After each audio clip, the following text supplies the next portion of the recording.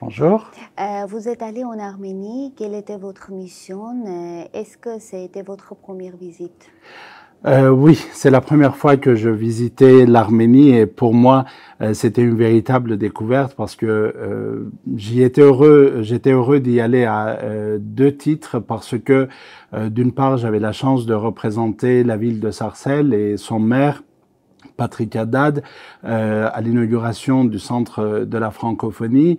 Et d'autre part, je suis d'origine assyro-chaldéenne et j'ai ma grand-mère maternelle qui est aussi d'origine arménienne.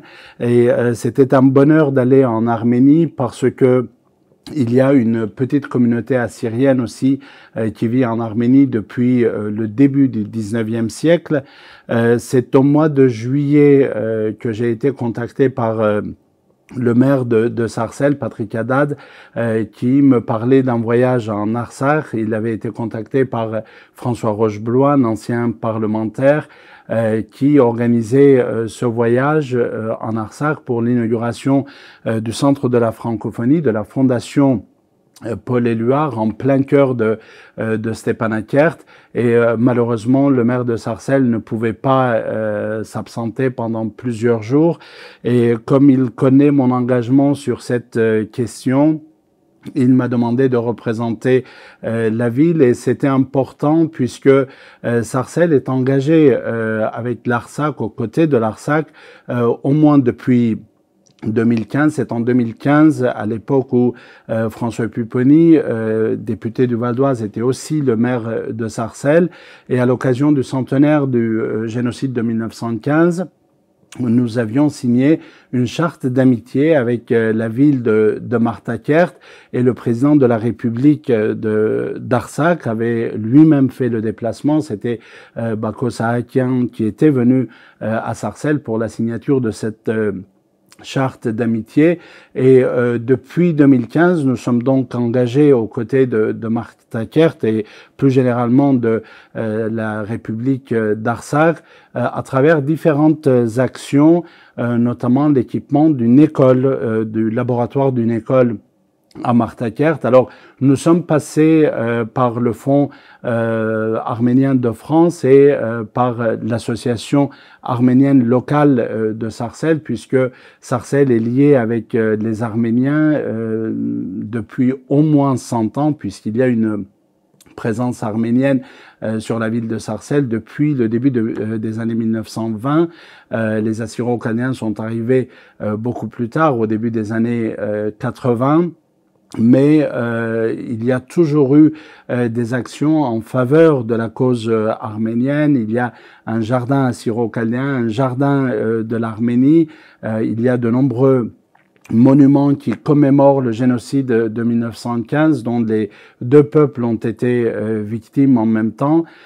Et Sarcelles a été l'une des premières villes de France à condamner de manière officielle les offensives lancées par l'Azerbaïdjan sur l'Artsakh. C'était en septembre 2020 et nous nous étions réunis devant l'hôtel de ville de Sarcelles pour hisser le drapeau de l'Artsakh sur le fronton de l'hôtel de ville.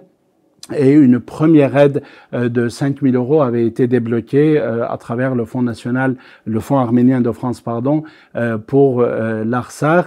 Et c'est à ce titre-là que je suis allé représenter la ville de Sarcelles en Artsakh, où nous avons passé plusieurs jours.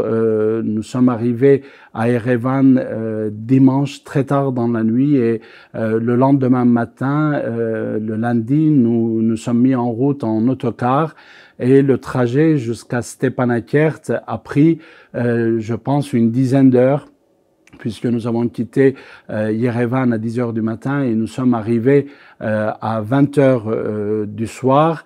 Nous avons passé une dizaine de checkpoints où les contrôles étaient assurés par de très jeunes soldats russes.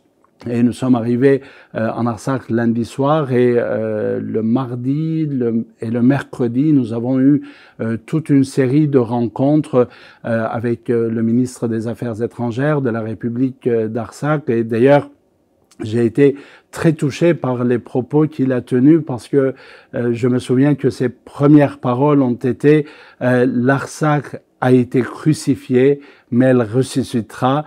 Et pour moi, il était important que la France exprime à travers la présence de cette délégation venue en Artsakh le soutien et sa mobilisation pour l'indépendance de l'Artsakh, dont le peuple n'aspire qu'à une vie sereine, pacifique. Les Artsakiotes aspirent à leur indépendance, c'est ce qu'ils demandent depuis 30 ans. Et moi, je suis très attaché au droit des peuples à s'autodéterminer, à déterminer leur sort et à vivre en totale indépendance.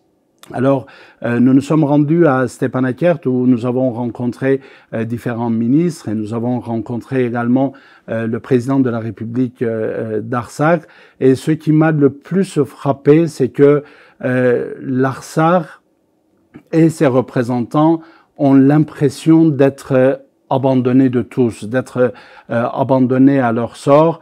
Alors, pour la France, il y a eu des déclarations encourageantes de la part du président de la République qui contrastaient parfois avec les déclarations du ministre des Affaires étrangères et du Quai d'Orsay, mais tous ces anciens parlementaires, parmi lesquels figuraient René Rouquier, Richard Mallier, François Rocheboulogne et d'autres en activité comme François Pupponi et les différents maires qui étaient présents aussi, comme Bouc-Belair, Les Pennes-Mirabeau, Sarcelles, Arnouville, dont le maire était en personne présent aussi en Artsakh, ont tenu à montrer l'attachement de la France à l'indépendance de ce petit pays.